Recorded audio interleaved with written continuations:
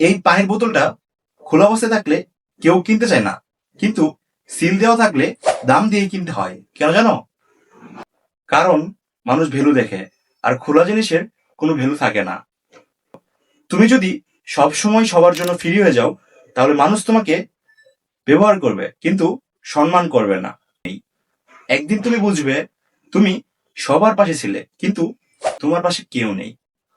কারণ তুমি নিজেকে এতটাই সহজ করে দিয়েছিলে যে তোমার গুরুত্বটাই হারিয়ে গেছে। নিজেকে বদলাও, সবাইকে সবসময় পাওয়া যায় না এটাই শেখাও। তোমার সময়, তোমার উপস্থিতি এগুলাকে প্রিমিয়াম বানাও।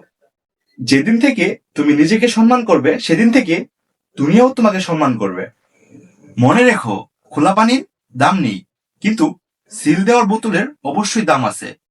তাই নিজেকে এমন ভাবে তৈরি করো যে তোমাকে পেতে হলে মানুষকে অবশ্যই মূল্য দিতে হয়।